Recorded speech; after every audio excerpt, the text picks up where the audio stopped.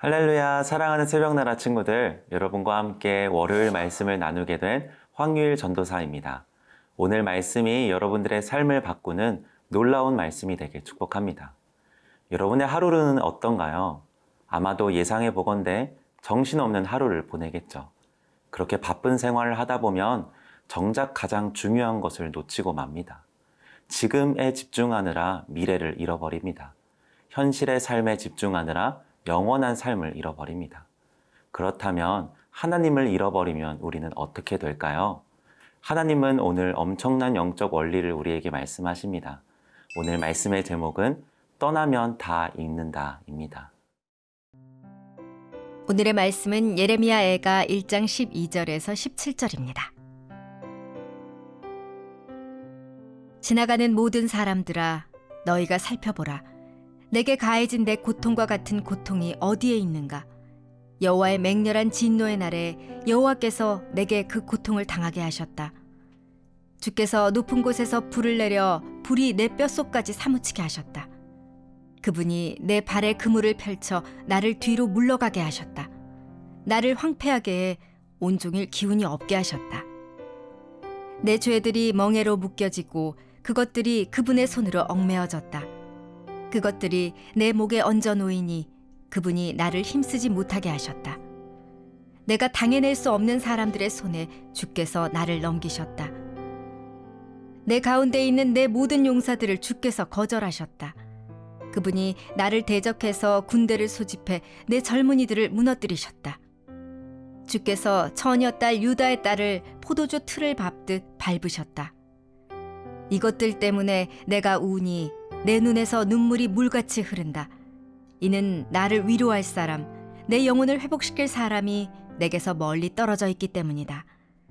내 자식들이 황폐하니 이는 대적들이 이겼기 때문이다.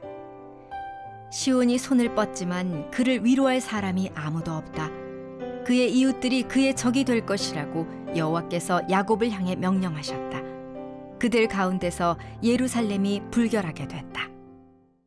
하나님을 믿지 않는 이방 민족들에 의해 예루살렘 성전은 파괴되었고 백성들은 바벨론의 포로로 끌려가 버렸죠. 하나님을 버리면 멸망하겠다고 예레미야를 통해 경고하셨어요. 그러나 끝내 회개하지 않고 하나님을 떠난 그들은 전부 잃습니다. 이러한 현실 앞에 예레미야는 자신을 예루살렘과 동일시하기 시작합니다. 그리고 이렇게 폐허가 된 원인이 자신들의 죄에 대한 하나님의 진노하심에 있다고 고백하며 탄식하죠. 13절 함께 읽겠습니다. 주께서 높은 곳에서 불을 내려 불이 내 뼛속까지 사무치게 하셨다. 그분이 내 발에 그물을 펼쳐 나를 뒤로 물러가게 하셨다. 나를 황폐하게 해 온종일 기운이 없게 하셨다. 하나님께서 불을 내려 자신의 뼛속까지 산산이 부수셨다고 고백해요. 극심한 고통 가운데 몸부림치는 삶을 살게 되었다는 거예요. 이후 구절들에서도 자신들의 죄에 짓눌린 채 살게 되었다고 말합니다. 하나님의 심판이 얼마나 컸는지 생생하게 묘사하죠. 그리고 이 모든 것을 하나님께서 하셨다고 고백합니다. 사랑하는 여러분, 그들이 전부 잃은 이유가 무엇이었을까요? 바로 하나님과의 친밀함을 잃어버렸기 때문입니다. 그리스도인이 가진 강력한 힘의 근원이 무엇인지 아시나요?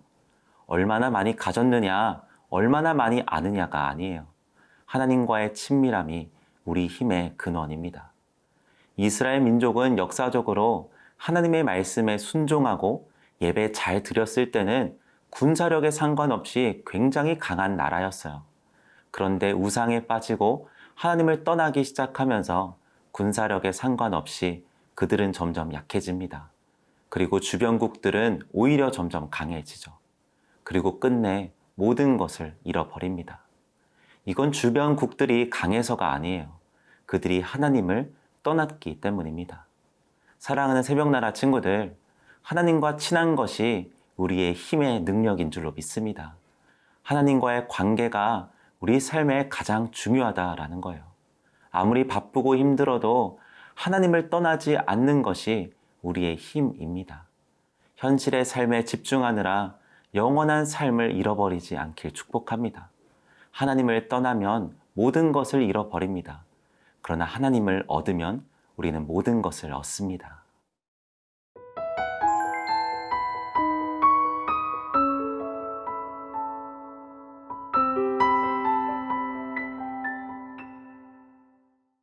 예레미야는 계속해서 예루살렘의 아픔을 자신의 아픔으로 여기고 눈물을 흘립니다.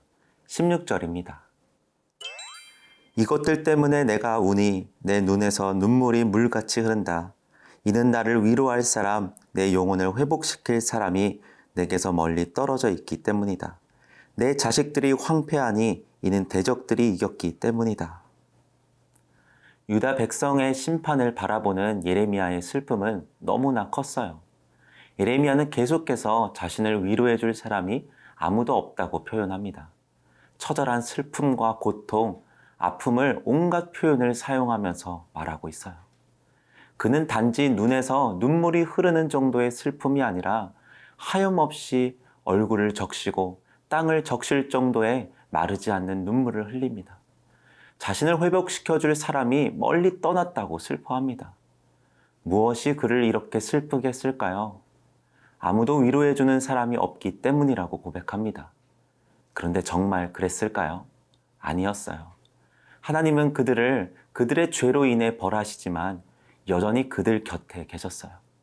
예레미야가 무너진 이스라엘을 바라보며 슬퍼하며 울었던 그 눈물보다 하나님께서 더 많이 울고 계셨다라는 거예요. 예레미야는 하나님의 마음과 하나가 되어버립니다. 하나님의 눈물을 자신의 눈물로 여기며 울고 심장이 타들어가는 아픔을 느낍니다. 사랑하는 여러분, 하나님이 여러분들을 이렇게 바라보십니다.